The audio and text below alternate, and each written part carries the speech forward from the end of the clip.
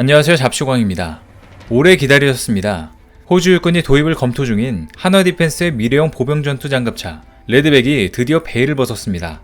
국내 전방부대에서 실제 레드백을 기동하는 모습을 최초로 공개한 것인데요. 국내에서 공개된 이 행사에 많은 사람들이 초청됐으며 레드백의 성능에 놀라운 반응들을 보였습니다.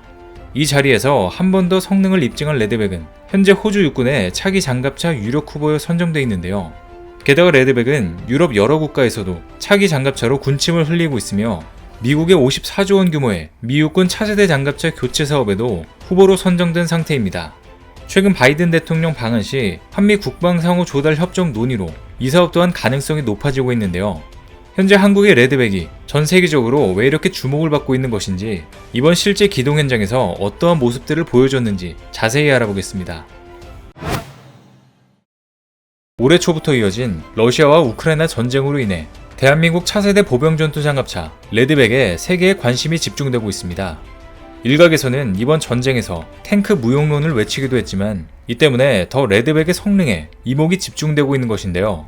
일단 이번에 탱크 무용론이 나온 이유는 그동안 전통적인 탱크 강국으로 알려져 있던 러시아의 기갑부대가 제블린과 엔로우 등 대전차 미사일의 공격에 황당할 정도로 맥을 못 추는 상황들이 속출했기 때문입니다. 게다가 본래 전쟁이라는 것이 경제성을 모두 따져가면서 하는 것은 아니지만 그래도 우크라이나 군들이 한 발당 1, 2억 원 정도 하는 제블린 미사일을 발사해 몇십억 원짜리 러시아산 탱크들을 물리치는 모습을 보이자 그 예상 밖의 위력에 일반인들은 환호했지만 탱크를 만들던 해외 방산업체들은 초비상이 걸릴 수밖에 없었습니다.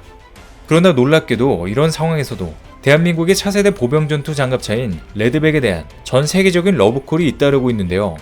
실제로 레드백은 당초 호주 수출을 염두에 두고 개발이 시작됐었지만 현재는 다수의 국가들에서조차 레드백을 원하고 있는 상황입니다. 실제로 한화 디펜스 쪽 관계자에 따르면 러시아 우크라이나 사태 이후 레드백에 대한 문의가 폭증하고 있으며 일부 국가들은 현지 관계자들과 실제로 만나 검토 중이라고 하는데요. 작년 말에도 호주에 직접 방문한 방위사업청장은 레드백에 대한 자신감을 드러냈습니다. 특히 강 청장은 호주와 방위산업 및 방산물자 협력에 대한 MOU 체결과 K9 자주포 30문과 K10 탄약 운반 장갑차 15대, 호주군 수출 사례를 바탕으로 레드백 수출도 상당히 긍정적일 것으로 전망했는데요. 이어 양국이 서로 기술적 장점을 결합하고 산업적 협력 측면에서도 상호 윈윈하는 협력 관계를 K9 자주포 사업으로서 구현하는 것이라며 그 과정이 레드백 협력과 관련해서도 훨씬 더 신뢰가 깊어지고 호주도 우리 측에 상생하는 게 국익에 맞다고 판단된다면 당연히 레드백으로 선정할 것으로 본다고 강조했습니다. 실제로 호주 측에서도 올해 안에 이를 결정할 것이라고 내비쳤는데요. 이러한 우리 방산업계의 자신감은 최근 호주 육군의 차세대 장갑차 사업에서 한국의 레드백이 독일 링스에 비해 매우 유력하다는 현지 언론들의 보도가 나오기 시작했기 때문입니다. 실제로 이는 우리 한국이 독일의 라인메탈사와 오랜 기간 수주 경쟁을 펼친 결과 한국의 레드백이 성능은 물론 가격면에서도 압도적이라는 분석이었는데요. 이전에도 전달드렸듯이 독일 라인메탈의 박서 장갑차가 치명적인 문제가 있었고 그래서 독일은 호주에게 신뢰를 완벽하게 잃어버렸습니다. 그리고 독일은 배째라는 식의 태도를 보여주며 호주군 관계자들을 분노케 만들었는데요. 때문에 한국의 레드백 장갑차의 호주 수출이 더욱 유력해지고 있다는 관측이 쏟아지고 있는 것입니다. 특히 현재 호주 매체들은 단독 보도를 통해 독일의 라인메탈 디펜스가 차세대 장갑차 사업의 준비 단계에서 매우 큰 위기에 봉착했다고 전하기도 했는데요. 현재 호주 내에서 독일 라인메탈의 이미지도 많이 추락한 상태인 것을 확인할 수 있었습니다. 앞서 지난해부터 실시된 주행 테스트에서도 링스는 실망스러운 모습을 보여줬는데요.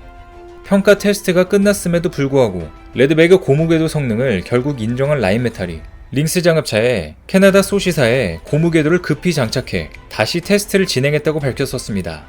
레드백은 링스보다 가볍고 특수한 고무궤도를 장착해 링스 장갑차에 장착된 금속궤도에 비해 주행 중 진동이 훨씬 적어 탑재기기의 고장 요인이 획기적으로 줄었으며 승차감도 훨씬 좋아서 운전자와 탑승 병사의 피로도나 연비 개선에 확연한 차이를 보였었습니다. 때문에 뒤늦게 링스도 이를 따라 고무궤도를 장착하며 본인들도 가능하다고 급하게 밝힌 것인데요.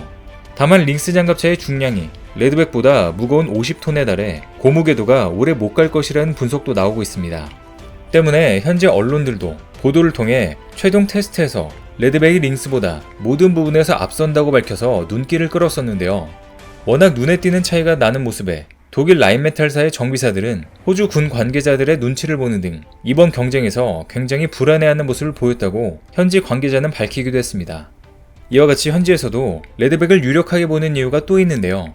앞서 방사청장이 언급했던 것처럼 호주 질롱시에 건설된 K9 자주포 생산 기지가 레드백에게 큰 강점으로 작용되고 있는 것입니다. 호주 정부에서는 질롱시에서 K9 자주포 생산을 하기를 원했는데 이는 포드 자동차의 생산 중단으로 실업자가 늘고 재정 상황이 열악해진 질롱시를 구하기 위함이었는데요. 이 때문에 한화 디펜스가 생산 기지를 질롱에 설립하자 많은 호주 시민들은 한국에 감사를 표했습니다. 그런데 당시 호주가 발주한 물량은 K9 자주포 30대와 K10 탄약 운반 장갑차 15대로 이 물량은 3년 정도면 생산이 종료될 수밖에 없는데요. 그런데 이때 레드백의 호주군의 요청에 따라 방어벽이 대폭 추가되면서 무게가 증가되자 K9 자주포에 1000마력짜리 디젤 엔진을 장착하게 되면서 호주에서 추가적인 생산도 가능해졌습니다. 즉 K9 자주포의 차대와 동력 계통을 그대로 사용하게 되면서 자주포를 생산하는 질롱 공장에서 레드백도 그대로 생산할 수 있다는 의미입니다. 레드백은 무려 6조 원 규모의 400대로 생산이 예정되어 있기 때문에 호주에서도 고용 창출 등 이점에 따라 레드백을 더욱 반기는 입장입니다. 때문에 올해 말 호주에서 실제로 최종 사업자가 선정되기 이전에 대한민국 육군에서 레드백을 실제로 시범 운용해 보이면서 더욱 신뢰감을 주자는 의견이 많이 나왔는데요. 그래서 지난 3월 방사청은 호주에서 시험평가를 마치고 돌아온 레드백에 군 시범 운용 협약을 체결한다고 밝혔습니다. 육군과 한화디펜스는 이번 군 시범 운용을 위해 4월에 시범 운용 협약을 체결하고 시범 운용 기간 동안 시설, 장비, 인력 등의 상호 지원을 위해 적극 협력하기로 했습니다. 그리고 드디어 레드백이 국내에서 최초로 베일을 벗은 것인데요. 한화디펜스는 지난 27일 육군 11사단 부대 훈련장에서 레드백 시범운용 미디어데이 행사를 개최하고 시범운용 중인 레드백 궤도 장갑차의 실제 기동을 선보였습니다. 이날 행사 현장엔 육군과 방위사업청 관계자 등 80여 명이 참석해 레드백의 활약을 지켜봤는데요. 이렇게 국내에서 레드백 기동 시연을 보인 것은 처음입니다. 이날 레드백은 야지주행, 장애물 극복, 제자리 선회, 포탑 구동, 병력 승하차 등을 선보였는데요. 11기동사단은 지난 2019년 동북아 최강의 기계화 보병사단으로 불려온 20사단과 통폐합을 통해 막강한 화력을 지닌 동북아 최강사단 중의 하나로 꼽힙니다.